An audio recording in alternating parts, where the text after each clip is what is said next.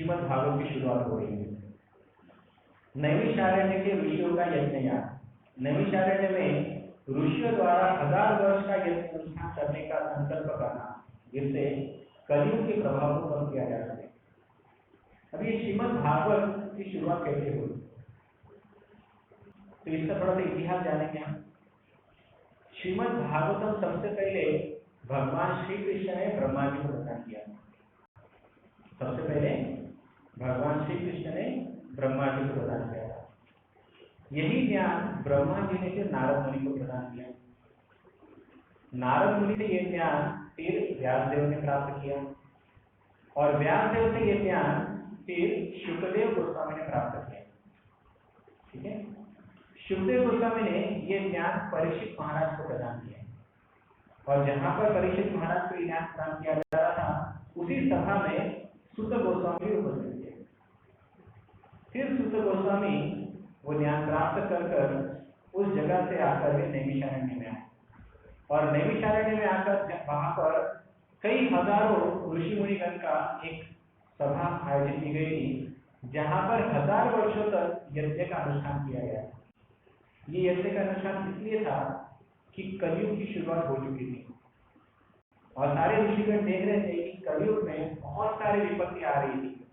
हर कोई व्यक्ति छोटी छोटी बात के लिए झगड़ा कर रहा है, लोग लोभी बन रहे हैं, धोखाधड़ी करना चालू कर रहे हैं। तो ये सब देख के ये सब ऋषिगणों को सामान्य जनता के बारे में चिंता हो रही थी। उन्होंने सोचा कि जन सामान्य के लिए कुछ करना चाहिए और इसलिए उन्होंने यज्ञ करने का निश्चय किया, जिससे इस यज्ञ से वे कलयुग को शांत कर सके या उसका प्रभाव कम कर सके। तो कलयुग का प्रभाव कम करने के लिए या यज्ञ करने के लिए उन्होंने नैमिषारण्य क्यों चुना, इसका भी कारण है। श्रीमद् भागवतम के प्रथम अध्याय के 4 श्लोक में श्रील प्रभुपाद तात्पर्य में लिखते हैं, उसमें वे वायव्य तंत्र और वराह पुराण का उल्लेख करते हैं। इस ग्रंथ में लिखा गया कि नैमिषारण्य एक ऐसी जगह है जहां पर ब्रह्मा जी ने जब इस सृष्टि का संतुलन बनाना था तो उन्होंने एक चक्र का निर्माण किया। उस चक्र को बनाने के बाद उस चक्र की जो नींव है या सेंटर है, वो सेंटर जहां पर प्रस्थापित हुई थी, वो जगह का नाम था नैमिषारण्य। नैमिषारण्य नाम क्यों पड़ा? क्योंकि नींव मतलब जो सेंटर है वो केंद्र बिंदु वहां पर था, इसलिए नींव से नैमिषारण्य था। तो इसलिए जहां पर वो सेंटर था वहां पर एक तीर्थ तैयार हुआ, जो आज भी हम चक्र तीर्थ के नाम से जानते हैं, जो नैमिषारण्य का एक प्रमुख तीर्थ स्थल भी। तो ये जो नैमिषारण्य जहां पर एक सेंटर था, मतलब the hub of the entire universe, मतलब पूरे ब्रह्मांड का एक सेंटर पॉइंट है नैमिषारण्य। और वराह पुराण में लिखा गया है, जो कोई भी व्यक्ति इस जगह पर आकर तपस्या यज्ञ या दान करता है, उस कार्य का फल अनेक गुना बढ़ जाता है। और जो कोई व्यक्ति इस जगह पर यज्ञ करता है, उस यज्ञ के द्वारा संसार की जितनी भी आसुरी शक्तियां हैं उसका दमन हो जाता है। तो पूर्व के काल में लोग बुद्धिमान थे, उन्हें पता था कि कहां पर एक्शन लेंगे तो सब जगह पे इफेक्ट होगा। तो पेड़ के जड़ में अगर पानी डालेंगे तो पूरे पेड़ को मिलेगा, इसका मतलब है कि तो बुद्धिमान है कि पेड़ पे जड़ पे पानी डालना है। उसी प्रकार से एक जगह पर बैठकर ही जब सारे सृष्टि का नियंत्रण करना है तो वो था नैमिषारण्य। इसलिए 60,000 ऋषि मुनिगण उस नैमिषारण्य में एकत्रित हुए थे और उन्होंने 1000 वर्ष की यज्ञ करने का निर्धार किया था, जिससे कलयुग के प्रभाव को कम किया जाता है। लेकिन फिर भी उन्होंने क्या देखा कि भाई यज्ञ करते जा रहे, लेकिन कुछ इफेक्ट नहीं हो रहा। हम भागवत में आगे बढ़ते हैं कि शौनक आदि ऋषिगण सुत गोस्वामी को कहते हैं कि आप कथा करते रहिए। इस कथा करने का जो महत्व है वो दर्शाता है कि कलयुग में यज्ञ आदि चीजें काम नहीं करने वाली। शौनक ऋषि कहते हैं कि ये यज्ञ जब हम कर रहे हैं तो केवल हमारे चेहरे काले पड़ रहे हैं, कुछ फायदा नहीं हो रहा है। हमारा शरीर इस धुएं से काला पड़ता कुछ फायदा नहीं हो रहा है। तो कृपया करके ये जो कृष्ण कथा आप बोल रहे हैं, श्रीमद् भागवत की कथा बोल रहे हैं, कंटिन्यू इसे रोकिए मत। ये मत सोचिए कि हमें भूख लगी है या बाथरूम जाना है या कुछ जैसे बोर हो रहा है, ये मत सोचिए। आप बस कथा करते रहिए। हम आतुर हैं नई कथा को सुनने के लिए, क्योंकि कलयुग में केवल और केवल भगवान के नाम का कीर्तन ही या भगवान के दिव्य गुणों का कीर्तन ही सारे चीजों के ऊपर कलयुग का नाश करने वाला है, ये यहाँ पे बताया है। तो हम देखते हैं कि जब ऋषिगणों को ये सब पता चलता है तो उतने में सूत गोस्वामी वहां पर आते हैं, और जब सारे ऋषिगण देखते हैं कि सूत गोस्वामी वहां पर आए हैं तो बहुत खुश हो जाते हैं, क्योंकि वे जानते थे कि सूत गोस्वामी कौन है। तो अभी हम देखते हैं कि सूत गोस्वामी, इनका थोड़ा सा बैकग्राउंड समझने की कोशिश करते हैं। सूत गोस्वामी ये रोमहर्षण सूत के पुत्र थे। अभी रोमहर्षण सूत कौन है? रोमहर्षण सूत ये व्यासदेव जी के शिष्य थे।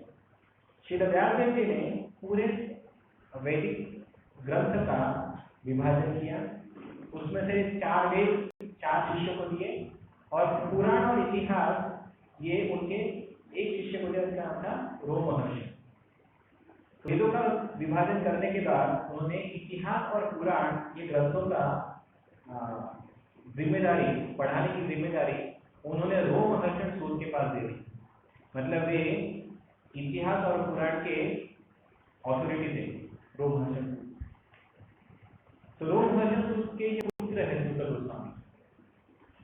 अभी रोमहर्षण सूत का भी एक इतिहास है, वो हम आगे चल के भागवत में पढ़ेंगे, अभी आवश्यकता नहीं उसकी। लेकिन रोमहर्षण सूत के बाद सूत गोस्वामी को स्वयं बलराम जी ने विशिष्ट आशीर्वाद दिया था, क्योंकि बलराम जी ने रोमहर्षण सूत का वध कर दिया है किसी कारणवश। वो हम आगे चल के पढ़ेंगे, तो क्या दर्शन बना रहा हूँ ताकि आप रेगुलर आते रहेंगे, सत्संग में भाग लेंगे कि रोमहर्षण सूत तो बलराम जी ने क्यों मारा, तो वह हम आगे पढ़ेंगे सुनेंगे। तो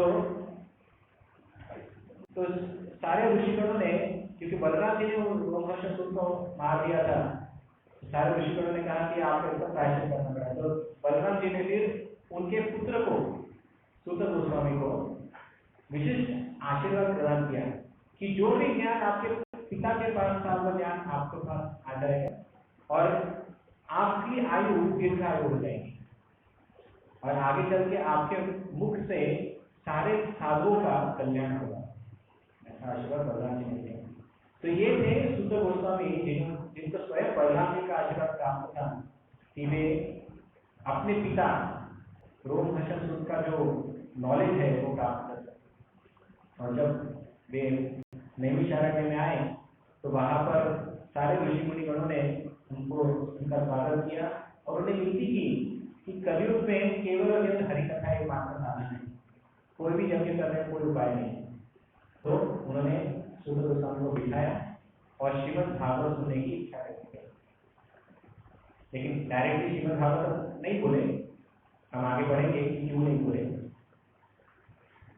शौनक आदि ऋषिगणों द्वारा सूत गोस्वामी का स्वागत करना तथा उन्हें आदर पूर्वक व्याख्यान पर विराजित करना।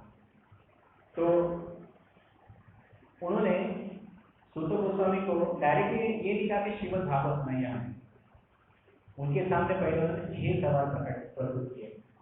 तो ये 6 सवाल बहुत जरूरी है, क्योंकि ये जो 6 सवाल हम जब सुनने जा रहे हैं जो ऋषिगणों ने सूत गोस्वामी के सामने प्रकट किए, ये 6 सवाल ही पूरे भागवतम का आधार है।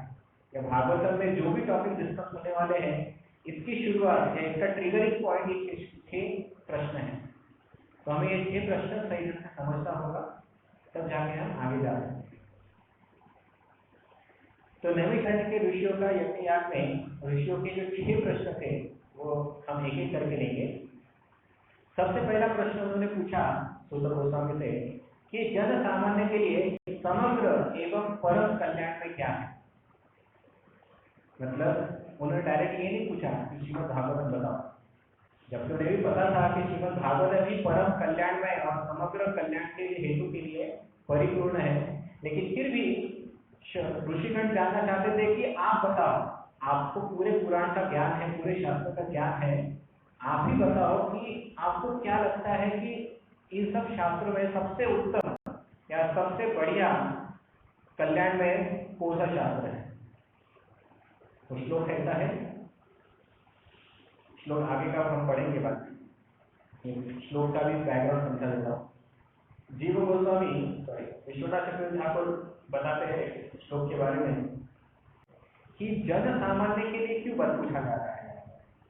यहाँ पर तो सूत गोस्वामी तथा शौनक आदि ऋषिगण के बीच में चर्चा हो रही है, तो फिर जन सामान्य के बारे में क्यों?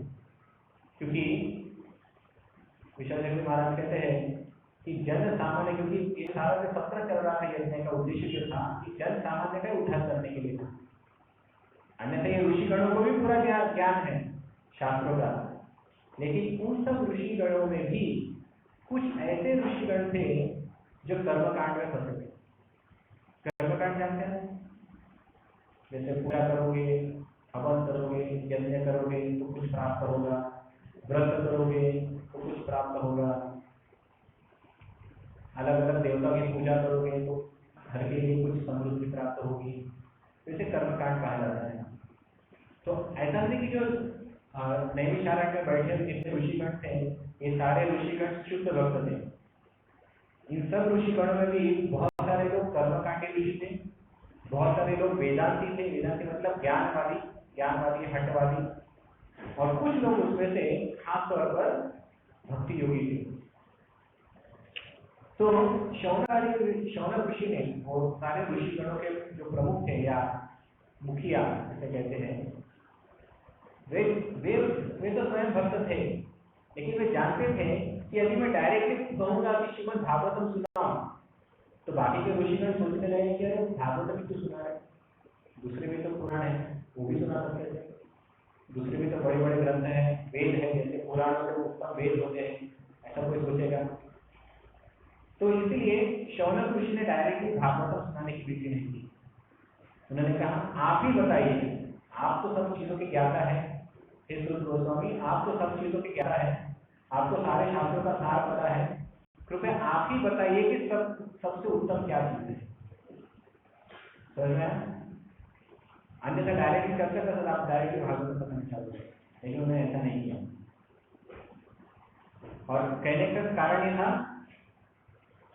उनका डायरेक्टली शौनक ऋषि का डायरेक्टली ये श्लोक बताने के पीछे कारण ये था, वो कलयुग के लोगों के बारे में नहीं बता रहे थे, वे उन ऋषियों के बारे में बता रहे थे जो कलयुग से प्रभावित है, इसलिए श्लोक लिया गया था। प्रायेण अल्प आयुष्य सभ्य कलावत्युगेंजना मंद सुमंद मठयो मंद भाग्या ही उपस्थिता। ये जो श्लोक है आमतौर पर ऐसा लगेगा कि कलयुग के लोगों के बारे में बताया जा रहा है, और जो बात सच्ची है, हे विद्वान, कली के इस लोक युग में लोगों की आयु न्यून है, वे आलसी, पथभ्रष्ट, अभागे होते हैं तथा साथ ही साथ सदैव विचलित रहते हैं। अभी हम देखा जाए तो श्रीमद् भागवत की क्लास में या लेक्चर्स में कभी कभी हम जब एक श्लोक के ऊपर चर्चा करते हैं तो बहुत सारे विषयों का चर्चा करते हैं, उसको जनरलाइज वे में लेते हैं, लेकिन हम जो इस भागवत चर्चा जो चालू कर रहे हैं या फ्लो ले रहे हैं, ये केवल और केवल एक तरह से उस कथा के लिए ही सीमित है। इससे हमें बहुत ज्यादा कुछ भौतिक जगत के बारे में सुनना नहीं है। तो हम ये फ्लो कैसा, मतलब शौनक ऋषि ने यह सवाल क्यों पूछा, वो डायरेक्टली उन्होंने भागवतम के बारे में याचना क्यों नहीं की, उन्होंने ऐसे प्रकार के 6 सवाल ही क्यों पूछे। ये जो विषय है ये हम एक एक श्लोक वाले भागवत में नहीं सुन सकते या समझ नहीं सकते, क्योंकि उसका उद्देश्य अलग होता है। तो जो फ्लो में अध्ययन करने का जो पद्धति है, इससे हमें पता चलता है कि उनके ऋषियों के मन में क्या चल रहा है या आचार्यों ने उसे किस प्रकार से एक्सप्लेन किया है। तो ये जो श्लोक था ये वास्तविक तौर पर शौनक ऋषि ने उन 60,000 ऋषियों के बारे में बोला है कि कलयुग में हर एक की आयु बहुत कम है, वे आलसी भी है, पथभ्रष्ट भी है और अभागे होते हैं। अभी ऐसा क्यों बोल रहे हैं, क्योंकि उसमें से बहुत सारे ऋषिगण, जैसे मैंने कहा कर्मकांडी, ज्ञानकामी, हटवादी, ऐसे प्रकार के ऋषि जो वेदांति में आसक्त थे। जैसा हमने शुरू में चर्चा किया था, हमारी अलग अलग धारणाएं होती आसक्त की। तो शौनक ऋषि ने प्रयत्न किया कि अगर मैं डायरेक्टली बोलूंगा कि आप हटवादी हो या आपको आप कन्या दर्जे के हो, तो लोग गुस्सा हो जाते हैं, कैसे डायरेक्ट कह रहे हैं, कैसे कर सकते हैं, खुद ही बहुत बड़ा पंडित है क्या। तो कभी कभी जो लीडर होते हैं वो इनडायरेक्टली ऐसा कहते हैं कि कलयुग के लोग ऐसे होते हैं, लेकिन कलयुग के लोगों में ये ऋषिगण भी है। तो इसलिए उन्होंने ऐसा सवाल पूछा कि कली की इस लोह युग में लोगों की आयु न्यून है। न्यून मतलब अल्प आयु, बहुत कम जीने वाले हैं। तो अगर आयुष्य कम है और अगर हमें पूरे शास्त्र का अगर अध्ययन करना है तो क्या पॉसिबल है? इम्पॉसिबल है। क्योंकि जो लोग कर्मकांड में फंसे, क्यों फंसे? क्योंकि वे आगे नहीं पढ़ाई की उन्होंने आगे का ज्ञान नहीं ले पाए। जो वेदांती थे उन्होंने भी आगे का ज्ञान नहीं ले पाए, वो उसमें फंस गए थे या उसमें अटक गए थे। वे कहते हैं कि लोग आलसी होते हैं। लोग आलसी क्यों होते हैं? इसमें आलसी का मतलब ऐसा नहीं कि सोते रहना।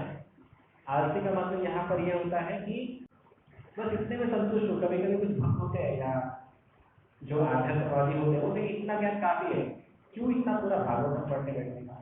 पता है ना, हरे कृष्ण महामंत्र सब कुछ है ना। कभी कभी हम सोचते हैं कि हरे कृष्ण महामंत्र काफी है, तो क्यों इतना मराठी में खटाखट कराएगा प्रार्थना, क्यों इतना सोचना करना? तो इस वजह से भी लोग आलसी इसलिए है क्योंकि वे और डिटेल में जाना नहीं चाहते। हमारा ऐसा मानना होता है कि इतना काफी हो गया मेरे लिए, इससे आगे नहीं पढ़ा तो चलेगा। क्योंकि अल्टीमेटली फाइनली श्री कृष्ण परम दयालु है। तब प्रभु जी लोग यही कहते हैं, भगवान परम दयालु है, तो मैं इतना क्यों मेहनत करूँ, इतना मंगल आरती में क्यों जाऊँ? मतलब उदाहरण दे रहा है। तो इस वजह से भी हमें कोशिश करना पड़ेगा कि हमें कभी कभी और जानने की उत्सुकता रखनी पड़ेगी, और शास्त्र में क्या बताया गया है, यहाँ से क्या उद्देश्य क्या है, समझाने की। नहीं साथ पथभ्रष्ट होते हैं। पथभ्रष्ट मतलब शास्त्र, हम लोग शास्त्र तो पढ़ते हैं, लेकिन शास्त्र पढ़ने के बाद हम सिर्फ वही ग्रहण करते हैं जो हमें पसंद आता है, और जो चीज पसंद नहीं आती है हम उसे साइड ट्रैक कर देते हैं। बात मानते हैं आप? हमें वही चीज पसंद आती है, वही चीज स्वीकार करते हैं हमें पसंद है, बाकी का सब साइड ट्रैक कर देंगे हम। इसलिए पथभ्रष्ट हो जाते, मतलब जो उद्देश्य था शास्त्र का वो स्वीकार नहीं किया, लेकिन जो पसंद आ गया वही स्वीकार कर दिया, इसलिए पथभ्रष्ट हो जाता है। दूसरे होते अभागे होते हैं। अभागे का मतलब यहाँ पर यह है कि इतना सारा शास्त्र पढ़ने के बाद भी लोग कंफ्यूज रहते हैं। अरे भाई, शास्त्र में हर जगह पर बताया है, ये बताया इस देव की पूजा करो, उस देव की पूजा करो, इतना बड़ा अलग अलग 18 पुराण है, हर पुराण में अलग अलग देवताओं की उपासना के बारे में बताया। तो इतना सब पढ़ने के बाद क्या करें? कंफ्यूज हो जाते हैं। मतलब वो पढ़ते हैं, आलसी नहीं होते हैं, वे शास्त्र पूरा पढ़ने की कोशिश करते हैं, लेकिन ये सब करने के बाद भी क्या हो जाता है? अभागे। वो निष्कर्ष में नहीं निकल पाते कि वास्तविक क्या क्या उद्देश्य था शास्त्र का। और आखिर बताया, साथ ही साथ सदैव विचलित रहते हैं। विचलित रहने का मतलब है कि कंफ्यूज, अरे मैं कर रहा हूँ सही है कि नहीं, क्या जो मैंने आध्यात्मिक पद्धति स्वीकार की है क्या वो सही में लेके जाएगा कि नहीं ले जाएगा। तो ये सब गुण हम कलयुग के बद्ध जीवों के बारे में बताए गए हैं। हमारे लिए लागू पड़ते हैं, लेकिन खासतौर पर शौनक ऋषि ने वो ऋषिगणों के बारे में चर्चा किया था। क्लियर हो गया? तो पहला प्रश्न है, जन सामान्य के लिए समग्र एवं परम कल्याण में क्या है? जिसको नॉलेज है वो बताओ, तो सुंदर गोस्वामी को पूछा गया था। दूसरा प्रश्न था, समस्त शास्त्रों का सार चुनकर समस्त जीवों के कल्याण हेतु समझाइए। अभी ये भी एक उद्देश्य है, एक कारण था, समस्त शास्त्रों का सार चुनकर समस्त जीवों के कल्याण हेतु समझाइए। कारण क्या था? लिखा है यहाँ पर, भूरिणी भूरि कर्माणि, बोलिए, भूरिणी भूरि कर्माणि श्रोतव्यानि विभागशः अतः साधु अत्र यत्सारम् समुद्यस्य मनीषया ब्रूहि भद्राय भूतानां येन आत्मा सुप्रतिपत्ति। शास्त्रों के अनेक विभाग हैं और उन सब में अनेक नियमित कर्मों का उल्लेख है जिनके विभिन्न प्रभावों का वर्षों तक अध्ययन करके ही सीखा जा सकता है। अतः हे साधु, कृपया आप इन समस्त शास्त्रों का सार सुनकर समस्त जीवों के कल्याण हेतु समझाइए, जिससे उस उपदेश से अनेक हृदय पूरी तरह दृष्ट हो जाए। तो ये जो प्रश्न है, ये प्रश्न भी पिछले प्रश्न का ही विस्तारित भाग है। तो सबसे पहले में समस्त जीवों के कल्याण के लिए क्या करना चाहिए वो बताया, और सारे शास्त्रों का सार सुनकर बताया कि वो कल्याण को कैसे प्राप्त कर सके। तो हम आगे चल के इसका जब उत्तर सुनेंगे तो गोस्वामी से तब पता चलेगा कि आशय क्या है, क्योंकि अनेक शास्त्र है और अनेक शास्त्रों में बहुत सारी चीजें बताई, धूरी कर्माणी, अलग अलग शास्त्रों में अलग अलग प्रकार के कर्मों की विधि बताई गई है। तो कृपया करके बताइए, इन सब शास्त्रों और ज्ञान का सार बताइए कि हमें क्या करना है कलयुग के बद्ध जीवों को, किस प्रकार से हम भगवान को प्राप्त कर सके ये शास्त्र पढ़ने के बाद। ये था दूसरा सवाल। तीसरा सवाल, पूर्ण पुरुषोत्तम भगवान देवकी के गर्भ से वसुदेव के पुत्र के रूप में किस प्रयोजन से प्रकट हुए, मतलब भगवान अवतरित क्यों हुए। सवाल है भगवान अवतरित क्यों हुए, ये तीसरा सवाल। पहला सवाल क्या था, पहला सवाल था कि सभी जीवों के कल्याण के बारे में बताइए, किस चीज से सभी जीवों का कल्याण होगा। दूसरा क्या था, समस्त शास्त्रों का सार बताओ। और तीसरा, भगवान क्यों अवतरित हुए। ठीक है, सवाल ऐसा पूछा गया, सूत जानासि भद्रं ते भगवान स्थापतां प्रति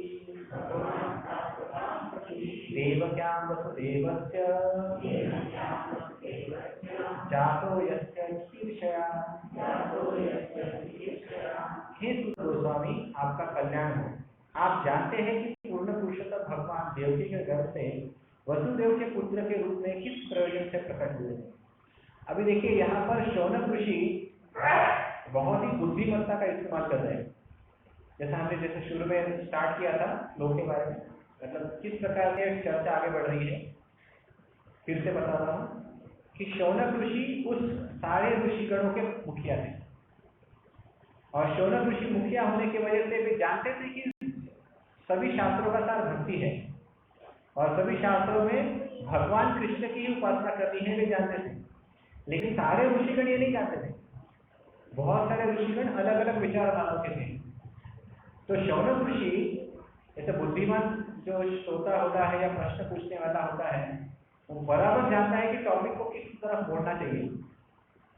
तो उस प्रकार से शौनक ऋषि भी अभी टॉपिक को मोड़ रहे हैं। पहले उन्होंने पूछा कि सभी जीवों के कल्याण के बारे में बताओ, दूसरा पूछा कि समस्त शास्त्रों का सार बताओ।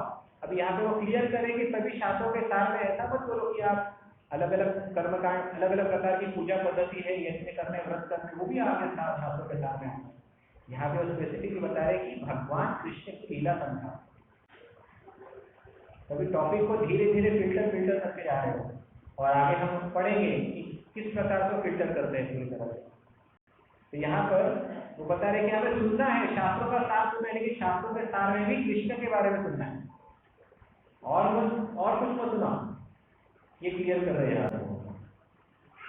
श्लोक क्रमांक मतलब प्रश्न क्रमांक 4, भगवान के दिव्य अवतार कार्यों का रहस्य बताओ। भगवान के दिव्य अवतार, जीव गोस्वामी बताते हैं कि ये जो दिव्य अवतार का है वो है पुरुष अवतार के बारे में बता रहा है, पूछा जा रहा है। क्योंकि हम आगे देखेंगे चौथा और पांचवा प्रश्न एक जैसा ही लगेगा। तो हमारे आचार्य जीव गोस्वामी बताते हैं कि ये चौथा और पांचवा प्रश्न एक नहीं है, अलग अलग है। चौथे प्रश्न में वे पुरुष अवतार के बारे में पूछ रहे हैं, और पांचवें प्रश्न में भगवान के विविध अवतारों के दिव्य लीलाओं का वर्णन करें। तो चौथे प्रश्न में पुरुष अवतार के बारे में पूछा जा रहा है, और पांचवें प्रश्न में लीला अवतारों के बारे में पूछा जा रहा है। और यही दो ये जो चौथा और पांचवा जो प्रश्न है, इसी के ऊपर पूरा भागवत भरा पड़ा है। मतलब इसी 4 और 5 सवालों के जवाब देते देते पूरा भागवत भर गया है। तो चौथा सवाल क्या था? भगवान के दिव्य अवतार मतलब पुरुष अवतार के बारे में बताइए। अभी पुरुष अवतार क्या है ये भी हम बहुत डिटेल में चर्चा करने वाले हैं। ये पुरुष अवतार के बारे में बहुत डिटेल दूसरे स्कंद में चालू होता है, लेकिन फिर भी प्रथम स्कंद में संक्षेप में हम बताएंगे।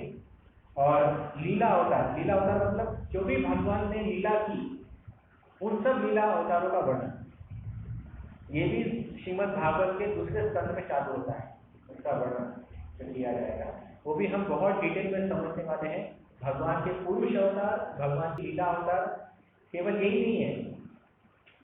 देखा जाए तो भागवतम के द्वितीय स्कंद में केवल पुरुष अवतार और लीला अवतार के बारे में बताया गया है, लेकिन मैं कोशिश करूंगा कि अवतारों के 6 प्रकार होते हैं, उन 6 प्रकारों के बारे में चर्चा किया जाए, क्योंकि ये 6 अवतारों का वर्णन चैतन्य महाप्रभु ने सनातन गोस्वामी को सिखाया था।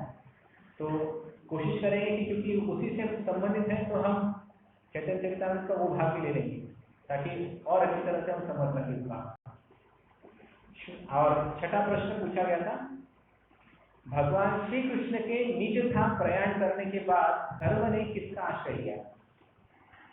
मतलब अभी तो भगवान श्री कृष्ण मतलब अवतार समाप्त कर दिए, वो अपने धाम चले गए हैं। अपने धाम जाने के बाद अभी धर्म ने किसकी आश्रय ली है? क्योंकि जब तक भगवान श्री कृष्ण थे तब तक धर्म सुरक्षित था। अभी धर्म का क्या हो रहा है? भगवान तो चले गए हैं, अभी कलयुग में धर्म की रक्षा कैसे होगी? तो इसलिए श्लोक है, श्लोक पढ़ेंगे। ब्रूहि योगेश्वर कृष्ण ब्रह्मण्ये धर्मवर्मणि स्वां काष्ठां अरुणोपेते धर्मः कं शरणं गतः। चूंकि परम सत्य योगेश्वर श्री कृष्ण अपने निज धाम के लिए प्रयाण कर चुके हैं, अतएव कृपा करके हमें बताइए कि अब धर्म ने किसका आश्रय लिया है? अब धर्म ने किसका आश्रय लिया है? तो ये सवाल पूछा गया। तो ये 6 सवाल बहुत जरूरी है। अभी हम इस 6 सवालों के जवाब सुनेंगे जो सुत गोस्वामी अभी उत्तर देगा। सबसे पहला सवाल था, जन सामान्य के लिए समग्र एवं परम कल्याण में क्या है? उसका उत्तर देते हैं सुत गोस्वामी, भक्ति। अभी वो क्लियर कर रहे हैं और कुछ मतलब डाउटफुल कुछ नहीं रख रहे हैं, वो सभी को बता रहे हैं कि सबसे कल्याणमय भक्ति है। ना कोई कर्म कांड है, ना कोई ज्ञान कांड है, और ना कोई हठ योग पद्धति है। कोई पद्धति अलग प्रकार की योग पद्धति नहीं, केवल एक ही है, वो है भक्ति। और उसके लिए वे 2 श्लोक लेते हैं। 2 श्लोकों में भक्ति का महत्व समझाया है। सवै पुंसां परो धर्मो यतो भक्ति रथोक्षते अहैतुकी अप्रतिहता ययात्मासु प्रसिद्धति वासुदेवे भगवती भक्ति योग प्रयोजितः जनयत्याशु वैराग्यम ज्ञानम च यत् अहेतुकम्। तो यहाँ पर सूत्र गोस्वामी बता रहे हैं कि मनुष्य का परम धर्म सवै पुंसां परो धर्म, मतलब धर्मों में सबसे परम धर्म जो है वो है यतो भक्तिर अधोक्षते, भगवान श्री कृष्ण की भक्ति करना। ये सर्वोपरि धर्म बताया गया है। दूसरा कोई धर्म का नाम नहीं दिया जा रहा है यहाँ पर, और ना किसी अन्य देवी देवता का नाम दिया जा रहा है। यहाँ पे क्लियर बता दिया जा रहा है कि सबसे परम धर्म क्या है? भगवान श्री कृष्ण की भक्ति। और वो भक्ति कैसी होनी चाहिए? अहेतु की अप्रतिहता, मतलब अहेतु की मतलब बिना किसी हेतु के, अप्रतिहता मतलब बिना किसी रोक टोक के। ऐसा नहीं कि आज भक्ति की कल टाइम पास किया, और बिना किसी हेतु के कि भगवान मुझे धनम देहि, जन्म देहि, पुत्र देहि, गाड़ी देहि, बंगला देहि, सब जाके भक्ति करूंगा, ऐसा कुछ नहीं। बिना किसी हेतु के, बिना किसी रुकावट के भगवान श्री कृष्ण की भक्ति करना, यही परम धर्म सूत गोस्वामी बता रहे हैं। और जो व्यक्ति अब कहेगा ठीक है प्रभु जी, मैं तो अहेतु की अप्रतिहता भक्ति कर रहा हूँ, तो कहेगा ऐसा कि मैं तो भगवान से कुछ नहीं मांगता, मैं भगवान से कुछ नहीं मानता और मैं हर रोज जपा करता हूँ, हर रोज मंगल आरती आता हूँ, हर रोज मंदिर में आता हूँ। चलो अच्छी बात है। तो पहला श्लोक हो गया, पहला श्लोक क्लियर हो गया, पास हो गए। लेकिन पहला श्लोक पास करके फायदा नहीं, सेकेंड श्लोक भी पास करना पड़ेगा। सेकेंड श्लोक होता है वासुदेवे भगवती भक्ति योग प्रयोजित। जो व्यक्ति भगवान वासुदेव की भक्ति करता है उसका क्या लक्षण है? जनेत्याशु वैराग्यम ज्ञानम च यत अहिंसा। मतलब जो व्यक्ति भगवान श्री कृष्ण की भक्ति करता है स्वाभाविक तौर से उसके मन के अंदर वैराग्य उत्पन्न होता है और ज्ञान का अनुशीलन या ज्ञान की प्राप्ति होती है।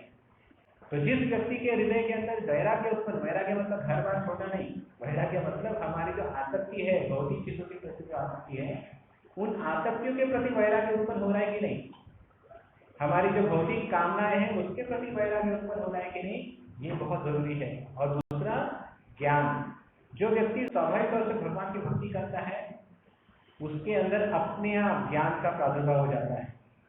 जैसे हमने बहुत सारे आचार्य के उदाहरण पता है, संतों के उदाहरण पता है, जिन्हें पढ़ना लिखना नहीं आता लेकिन केवल जो भक्ति कर रहे थे अपने आप स्वयं एवं ही स्फुरत कर रहा है। जो भगवान की भक्ति है वो स्वयं स्फुरित हो जाती है, सारा ज्ञान अपने आप आ जाता है। हम देखते हैं कि कुछ लोग भक्त होते हैं जिन्होंने कभी शास्त्र नहीं पढ़ा, कभी पढ़ ही नहीं सकते, कुछ कारणवश उनकी उम्र की वजह से पढ़ नहीं सकते, लेकिन जब उन्हें शास्त्र का सिद्धांत पूछो तो बराबर बता देंगे। ये क्यों होता है? केवल भक्ति करने मात्र से ये अपने आप प्रकट हो जाता है। तो सही मायने में यदि कोई भक्ति कर रहा है उसका लक्षण या टिक मार्क करते हैं, चेकलिस्ट में दो भाग है, वैराग्य और ज्ञान। ये अगर उसके अंदर उत्पन्न हो रहा है तो ही हम कह सकते हैं कि वो अहेतु की अप्रतिहता भक्ति कर रहा है, अन्यथा कहीं तो गड़बड़ है, ऐसा समझ लेना चाहिए। ठीक है, तो पहले श्लोक का पहले प्रश्न का उत्तर क्या है? भक्ति, बराबर। दूसरे प्रश्न का उत्तर, समस्त शास्त्रों का सार सुनकर समस्त जीवों के कल्याण हेतु समझाइए। तो समस्त शास्त्रों का सार क्या है? भक्ति की विधि, the process of devotional service, मतलब भक्ति की विधि करना।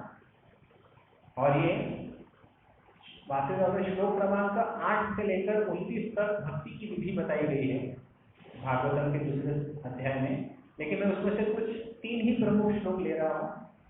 पहला श्लोक हम पढ़ेंगे, धर्म सुनिश्चित पुंसां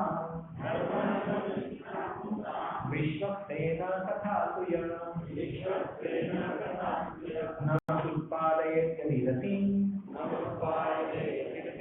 श्रम एव हि केवलम्।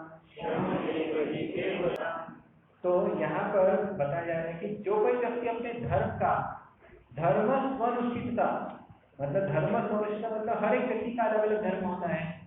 गृहस्थ आश्रम के अलग धर्म होता है, ब्रह्मचारी आश्रम के अलग, हर आश्रम के लिए अलग अलग धर्म निर्धारित किया गया है। अलग अलग, जैसे ब्राह्मण का अलग धर्म है, क्षत्रिय का अलग धर्म है, तो अलग अलग प्रकार के हर एक व्यक्ति के लिए धर्म निर्धारित किए गए हैं शास्त्रों में। लेकिन कोई व्यक्ति उस धर्म का पालन करता है और पालन करने के बाद न उत्पादयेत् यदि रतिं, मतलब यदि भगवान के प्रति रति उत्पन्न, रति मतलब प्रेम उत्पन्न नहीं होता, तो क्या समझना चाहिए? श्रम एव हि केवलम्, ये केवल एक श्रम मात्र है। यदि हमारे मन के अंदर हम सारे कर्तव्य करेंगे, सभी धर्मों का पालन करेंगे, लेकिन वो कर्तव्य तथा धर्म का पालन करते समय यदि हमारे मन के अंदर भगवान के प्रति प्रेम उत्पन्न नहीं हो रहा है तो वो केवल व्यर्थ श्रम मात्र है। दूसरा श्लोक, अतः पुंसी द्विजश्रेष्ठा वर्णाश्रम विभागशः स्वनुष्ठितस्य धर्मस्य संसिद्धिर्हरितोषणम्। ये भी श्लोक उसी बात को हमको स्ट्रेस देता है कि वर्णाश्रम मतलब 4 वर्ण 4 आश्रम, इसका उद्देश्य क्या है? भगवान हरि को संतुष्ट करना। यदि हमारा कर्तव्य, हमारे कार्य अगर भगवान हरि को संतुष्ट नहीं कर रहे हैं, प्रसन्न नहीं कर रहे हैं, तो क्या फायदा ऐसा करने का? ऐसे चीजों का कोई उपयोग नहीं रहेगा, अन्यथा इस धर्म का पालन करना कोई उपयोग नहीं। जैसे कभी कभी हम एक उदाहरण के लिए लेते हैं, बहुत सारे हम देखते हैं कि समाज में माता पिता या बच्चे अपना अपना धर्म पालन करते हैं, कर्तव्य करते हैं, बच्चों को पढ़ाते हैं, बहुत अच्छा पढ़ा लिखा के खड़ा अपने पैरों पे खड़ा करते हैं, और बाद में फिर जीवन में उसी संसार चक्र में फिर से आसक्त हो जाते हैं। इस आसक्ति को मतलब लोग कहेंगे कि हम अपना कर्तव्य कर रहे हैं, कर्म कर रहे हैं, आवश्यकता है, आवश्यकता करनी चाहिए सब चीज़ों का, बात सच है, हमें हमारा धर्म हमारे कर्तव्य पूरे करने चाहिए, लेकिन ये सब करने के बाद यदि हमारे ये इसका उद्देश्य हम नहीं जानेंगे किसके लिए कर रहे हैं हम ये, अगर भगवान संतुष्ट नहीं हो रहे हैं तो कोई फायदा नहीं। जैसे हम जानते हैं कि बहुत पहले या कुछ सालों पहले की बात होती है हुई होगी कि लोग मंदिर में जाके पूजा करते हैं वो, और लेकिन बाहर कोई गरीब पड़ा होगा, कोई भीख मांग रहा होगा तो उसकी तरफ ध्यान भी नहीं देते, किसी को प्रसाद भी नहीं देंगे। हम जानते ना कभी कभी हुआ करता था कि कुछ लोग मंदिर में उपासना करेंगे, मंदिर जाएंगे, दान धर्म करेंगे, लेकिन बाहर जो बेचारा गरीब बैठा है, सच में जो मतलब धंधा करने वाला गरीब नहीं, मतलब भिखारी जो आजकल के पेड़ भिखारी होते हैं वो भी, उनकी बात नहीं कर रहा, जो सही मायने में त्रस्त है, गरीब है बेचारा, उसकी तरफ ध्यान नहीं देते और मंदिर में जाके बहुत बड़ा दान धर्म करेंगे, बहुत बड़ा पूजा पाठ करेंगे। ऐसे भी कुछ लोग हुआ करते थे और जिसकी वजह से आज समाज में बहुत बड़ा उथल पुथल हो रहा है उसकी वजह से। तो यहाँ पर बताया जा रहा है कि ऐसे धर्म का पालन करने क्या फायदा, जिस धर्म का पालन करने से भगवान संतुष्ट नहीं होते उस धर्म का पालन करने का कोई अर्थ नहीं। इसलिए यहाँ बताया स्वनुष्ठित धर्म से संसिद्धि हरितोषण, हमारे धर्म का पालन करने का सिद्धि मतलब यश कब प्राप्त होगा, जब भगवान हरि को संतुष्ट करेंगे। यदि भगवान हरि संतुष्ट नहीं हो रहे तो उस धर्म का पालन करने का कोई अर्थ नहीं, उससे कुछ लाभ नहीं होने वाला। और नेक्स्ट है तस्मादेकेन मनसा भगवान शाश्वतापति श्रोतव्य कीर्तितव्यश्च ध्येय पूज्यश्च नित्यता। यहाँ पर बताया गया है कि वो भक्ति की प्रोसेस क्या है, जैसे श्लोक क्रमांक 2 बताया गया है समस्त शास्त्रों का सार क्या है, तो यहाँ पे वही बताया श्रोतव्य कीर्तितव्यश्च ध्येय पूज्यश्च नित्यता, मतलब भगवान के दिव्य कार्यकलापों का श्रवण, कीर्तन, पूजन इत्यादि नित्य करना होगा। इस प्रकार से भक्ति की पद्धति बताई। आप घर जाकर ये श्लोक क्रमांक 8 से लेकर 19 तक पढ़ लीजिएगा। यहाँ पर भक्ति की विधि का वर्णन किया गया, बहुत अच्छे श्लोक है, बहुत अच्छी प्रकार से समझाया है कि भक्ति की विधि कैसी होती है, वास्तविक धर्म की व्याख्या क्या है, धर्म या कर्तव्य पालन करने का आशय या उद्देश्य क्या है, ये शुद्ध गोस्वामी में बहुत अच्छे से वर्णन किया है, क्योंकि आप होमवर्क के लिए पढ़ सकते हैं। प्रश्न क्रमांक 3 क्या था, भगवान श्री कृष्ण अवतरित क्यों होते हैं? उत्तर दिया है शुद्ध सत्व गुण में रहने वालों के उद्धार हेतु। तो भगवान कृष्ण अवतरित होने का कारण यहाँ पे श्लोक क्रमांक 34 से बताया है, हम पढ़ेंगे। भावयत्येष सत्वेन लोकान् वै लोक भावना लीलावतार देवकीर्यां नरादिषु। इस प्रकार सारे ब्रह्मांडों के स्वामी देवताओं, मनुष्य तथा निम्न पशुओं से आवश्यक सारे ग्रहों का पालन पोषण करने वाले हैं। वे अवतरित होकर शुद्ध सत्वगुण में रहने वालों के उद्धार हेतु विदाई करते हैं। तो भगवान किस लिए अवतरित होते हैं? शुद्ध सत्वगुण में रहने वाले। अब यहाँ पे शुद्ध सत्वगुण क्या है तो मैं फिर से समझा देता हूँ। 3 गुण होते हैं। सबसे निचला है 9 गुण, उससे बढ़िया है रजोगुण, उससे बढ़िया है सत्वगुण, लेकिन इन सब तीनों से उत्तम है शुद्ध सत्व। ठीक है, ऐसा है कि जो सत्व गुण में बहुत शुद्ध व्यक्ति उसके बारे में बताया जाता है, ऐसा नहीं। शुद्ध सत्व मतलब भक्ति, जो भक्ति की अवस्था मतलब जो वैष्णवगण है, जो भगवान श्री कृष्ण या भगवान विष्णु के आराधना करने में ही अपना जीवन का उद्देश्य समझते हैं, उन्हें सत्वगुण शुद्ध सत्वगुण में कहा गया है। ठीक है, तो भगवान अवतरित क्यों होते हैं? शुद्ध सत्वगुण में रहने वालों के उद्धार हेतु। प्रश्न क्रमांक 4 क्या था? भगवान के दिव्य अवतार पुरुष अवतार कार्यों का रहस्य बताएं। तो मैं अभी शॉर्ट में बताऊंगा। भगवान के 3 पुरुष अवतार होते हैं। इसके बारे में बहुत हम डिटेल चर्चा करेंगे आगे चल, लेकिन अभी मैं थोड़ा शॉर्ट में बता रहा हूँ। ये सवाल है तो सवाल का शॉर्ट में उत्तर देना है। तो 3 पुरुष अवतार में सबसे प्रथम पुरुष अवतार होते हैं कारणोदक विष्णु। इनका कार्य क्या होता है? भौतिक जगत का सृजन करना। जैसे इस फोटो में बताया गया है कि भगवान विष्णु के रोम छिद्रों से असंख्य ब्रह्मांडों की उत्पत्ति होती है। जब वे सांस छोड़ते हैं तो उनके श्वासों से बहुत सारे ब्रह्मांड बाहर निकलते हैं, और जब वे श्वास लेते हैं तो सारे ब्रह्मांड उनके अंदर समा जाते हैं। उसे प्रलय कहा जाता है। तो ये विष्णु, ये जो कार्य है, ये कार्य कारणोदक विष्णु का है। कारणोदक विष्णु का मतलब कारण ओदक शाही विष्णु। ठीक है, क्लियर बता रहा हूं। कारण ओदक शाही, कारण ओदक मतलब कारण, ओदक का मतलब है समुद्र। कारण नाम के समुद्र में जो शयन करते हैं शाही, वे विष्णु, मतलब भगवान कारणोदक शाही विष्णु के नाम से पहचाने जाते हैं। और इनका कार्य क्या है?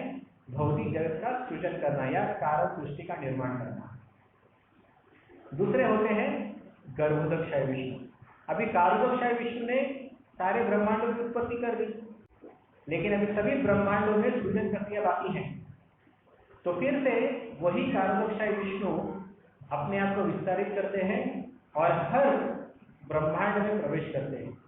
जितने भी ब्रह्मांडों का निर्माण किया गया है उस सभी ब्रह्मांड में हर विष्णु का एक एक अंश वहां पर प्रवेश करता है और उन्हें गर्भोदक शाही विष्णु कहा गया है। अभी गर्भ क्यों कहा जाता है? इसे गर्भ क्यों कहा गया? इसे हम ब्रह्मांड कहते हैं। ब्रह्मांड मतलब अंड, अंड मतलब जहां पर जीव जन्म लेता है उसे गर्भ भी कहा जाता है। तो इसलिए जो गर्भ के समुद्र मतलब गर्भ समुद्र में शयन करता है उसे गर्भोदक शाही विष्णु कहा गया है। और इनका कार्य क्या है? प्रत्येक ब्रह्मांड में सृजन क्रिया को कार्यान्वित करना। जैसे हम फोटो में देख रहे हैं, ये गर्भोदक शाही विष्णु के नाभि से ब्रह्मा जी की उत्पत्ति होती है। कारणोदक शाही विष्णु के पास से ब्रह्मा जी की उत्पत्ति नहीं होती। ब्रह्मा जी की उत्पत्ति गर्भोदक शाही विष्णु के नाभि से होती है। और हमने देखा था कि कारणोदक शाही विष्णु के चरणों में लक्ष्मी जी नहीं रहती। लक्ष्मी जी कहाँ पर निवास करती हैं? गर्भोदक शाही विष्णु के चरणों में। तो जो भी हम टीवी सीरियल या जो भी हम देखते हैं टीवी में, सारे देवतागण भगवान विष्णु से याचना करने जाते हैं कहाँ पर, जहाँ पर भी, तो वो सॉरी गलत हो गया, वहां पे नहीं जाते। तो गर्भोदक शाही विष्णु ये इनसे ब्रह्मा जी की उत्पत्ति होती है और ब्रह्मा जी के सारे ब्रह्मांड का सृजन करते हैं। ठीक है, तो प्रथम सृजनकर्ता गर्भोदक शाही विष्णु है, फिर द्वितीय सृजनकर्ता ब्रह्मा जी है। ठीक है, जिसे सर्ग और विसर्ग कहा गया है। हाँ, आगे वो सब पढ़ने वाले। और तीसरे जो पुरुष अवतार है उसे क्षीरोदक शाही विष्णु कहा गया है। क्षीरोदक शाही विष्णु, क्षीर उदक शाही विष्णु। क्षीर मतलब दूध, उदक मतलब समुद्र। जो दूध के समुद्र में शयन करते हैं उन्हें क्षीरोदक शाही विष्णु कहा जाता है। तो जैसा मैं पीछे गलती हो गई थी, तो क्षीरोदक शाही विष्णु मतलब जहां पर भी जब भी कभी सृष्टि में अवतार लेने की आवश्यकता पड़ती है तो जो देवतागण जिस विष्णु के पास जाते हैं वो है क्षीरोदक शाही विष्णु। हमने सुना होगा कि भगवान विष्णु समुद्र में सोए रहते हैं और कौन सा क्षीर सागर में सोए रहते हैं, और वहां पे माता लक्ष्मी है, भगवान विष्णु है, देवतागण उनके पास जाते हैं, याचना करते हैं कि राक्षस गणों को तकलीफ हो रही है, आप अवतरित होइए। तो जो ये कर रहे हैं उनका नाम क्या है? जो अवतार लेने का कार्य करते हैं वे कार्य है क्षीरोदक शाही विष्णु का।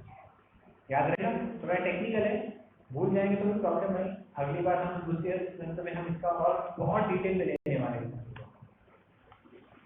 और दूसरा क्षीरोदक शाही विष्णु एक और है, मतलब क्षीरोदक शाही विष्णु का एक और कार्य है कि वे परमात्मा रूप में हर एक व्यक्ति के साथ उनके हृदय में निवास करते हैं।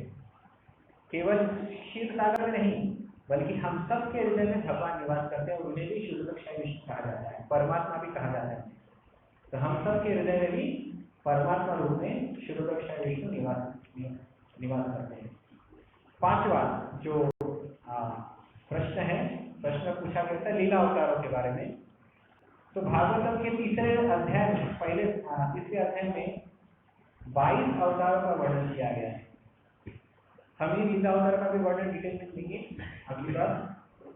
लेकिन ये जब ये सब अवतारों का वर्णन कर दिया, टोटल 22 अवतार, हमने सिर्फ 10 अवतार का नाम सुना होगा, भगवान कृष्ण के या विष्णु के 10 अवतार के बारे में सुना होगा। लेकिन भागवतम में एटलीस्ट मतलब 22 अवतारों का वर्णन है। वैसे तो अवतार अनगिनत है, हम उसकी भी चर्चा करेंगे आगे तक कि भगवान के अवतार असीमित है, अनगिनत है, लेकिन कम से कम 22 अवतारों का वर्णन किया गया है। तो ये अवतारों का वर्णन करने के बाद बताया गया है एतेच अंशकलाभूत कृष्णस्तु भगवान् स्वयं इंद्राणि व्याकुलं लोकं मृडयन्ति युगे युगे। उपर्युक्त सारे अवतार या तो भगवान के पूर्ण अंश या पूर्णांश के अंश कलाएं हैं, लेकिन श्री कृष्ण तो आदि पूर्ण पुरुषोत्तम भगवान है। वे सब विभिन्न लोकों में नास्तिकों द्वारा उपद्रव किए जाने पर प्रकट होते हैं। भगवान आस्तिकों की रक्षा करने के लिए अवतरित होते हैं। तो इसमें से एक चीज मैं जो बताना चाहूंगा, जो जरूरी भी है, वो ये है, मैं आपको सवाल पूछता हूँ, शायद आपके लिए, आप में से कुछ लोगों के लिए थोड़ा सा ये आश्चर्यकारक हो। क्या आप बता सकते हैं कि भगवान विष्णु से कृष्ण आते हैं या कृष्ण से भगवान विष्णु आते हैं? कितने लोग मानते हैं कि भगवान विष्णु से कृष्ण का अवतार होता है या कृष्ण से भगवान विष्णु का अवतार होता है? ठीक है, पहला कृष्ण से विष्णु का अवतार होता है, कितने लोग मानते हैं? अभी कितने लोग मानते हैं कि विष्णु से कृष्ण का अवतार होता है? अरे किसी का नहीं, मतलब सब मानते हैं। मुझे तो आधे लोगों ने हाथ उठाते हुए दिखा था पहले सवाल। तो यहाँ पर भी एक क्लियर करना आवश्यक है कि श्रीमद् भागवतम इस श्लोक के द्वारा सिद्ध करता है। इसे श्री जीव गोस्वामी ने श्रीमद् भागवतम का परिभाषा सूत्र भी कहा गया है। इस श्लोक को कहा जाता है परिभाषा सूत्र। परिभाषा सूत्र मतलब the foundation of the whole book. मतलब फाउंडेशन मतलब जैसे पूरी बिल्डिंग का एक फाउंडेशन होता है जिसके ऊपर पूरी बिल्डिंग खड़ी रहती है, उसी प्रकार से पूरे भागवतम का जो सिद्धांत है, उस सिद्धांत का मूल फाउंडेशन ये श्लोक है। यदि आपको कभी भी कुछ कंफ्यूजन हो कि अरे कौन है प्रमुख, कौन है, विष्णु से कृष्ण है या कृष्ण से विष्णु है, अगर ये प्रॉब्लम आता हो तो अलग अलग कई शास्त्रों में वर्णन किया गया है कि भगवान कृष्ण से ही विष्णु का अवतार आता है। मतलब भगवान विष्णु के सोर्स कृष्ण है। आप बोलेंगे कैसे है, ऐसे कैसे हो सकता है? जैसा मैंने पहले भी कहा था कि जितने भी भगवान के रूप है, ये भगवान धारण नहीं करते, पहले से विद्यमान है अपने धाम में। उसी प्रकार से कृष्ण ये अवतरित होते हैं, वे रूप धारण नहीं करते। समझ रहे? वे रूप धारण नहीं करते। श्री कृष्ण का अपना अलग सा धाम आध्यात्मिक जगत में है, और जब भी कभी द्वापर युग में भगवान श्री कृष्ण की लीलाएं करने का समय आता है तो भगवान कृष्ण अपने धाम से पृथ्वी पर प्रकट होते हैं, इसलिए उन्हें कभी कभी अवतार कहा जाता है। लेकिन यहाँ पर श्रीमद् भागवत में बताया जा रहा है कि भगवान अवतार नहीं है, वे अवतारी हैं। मतलब जिनसे सारे अवतार प्रकट होते हैं, वे अवतारी। इसका बहुत डिटेल में हम आगे भी चर्चा करेंगे। जैसे मैं पहले बताया था, ये सब पुरुष अवतार और लीला अवतार का वर्णन हम द्वितीय स्तर से शुरुआत में करने वाले हैं, तो हम सब और डिटेल में चर्चा करेंगे।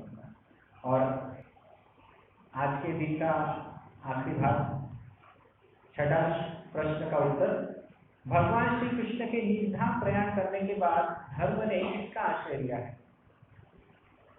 उत्तर में सूत गोस्वामी कहते हैं श्रीमद् भागवतम। हम श्लोक पढ़ेंगे। कृष्ण स्वधाम बंदे धर्म ज्ञानादि सह कलौनश्च दृशामेश पुराणवर्तोदितः।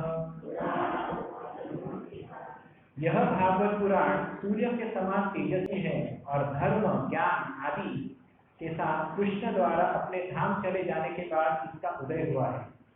जिन लोगों ने कलयुग में अज्ञान के गहन अंधकार के कारण अपनी दृष्टि खो दी है, उन्हें इस पुराण से प्रकाश प्राप्त होगा। मतलब इस ज्ञान से प्रकाश की प्राप्ति, मतलब भगवान श्री कृष्ण भी अपनी निधाम चले गए हैं। अभी धर्म किसका आश्रय लिया है? तो धर्म का आश्रय या धर्म ने आश्रय लिया है भागवत पुराण का। इसका ये मतलब दूसरा अर्थ ये होता है कि यदि हमें धर्म को सही मायने में समझना है या यथार्थ रूप में समझना है, तो केवल और केवल भागवत ही उसका उत्तर दे सकता है। समझ में आया? कौन नहीं उत्तर दे सकता है? भागवत।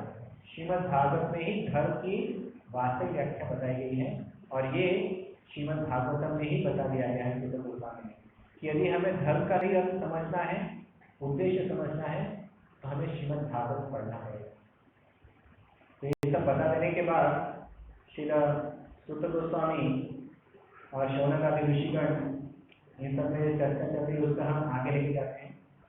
जब शौनक आदि ऋषिगणों ने सूत गोस्वामी से ये सब उत्तर सुने तो शौनक ऋषि बहुत खुश हो गए, क्योंकि उनका जो उद्देश्य था कि बाकी के ऋषियों को समझाना कि भाई कृष्ण ही सर्वोपरि है, बाद में भागवतम ही सभी शास्त्रों का सार है और भगवान की लीला और लीलाएं ही एकमात्र सुनने योग्य है, ये सब चीजें सूत गोस्वामी ने समझा दी उनको।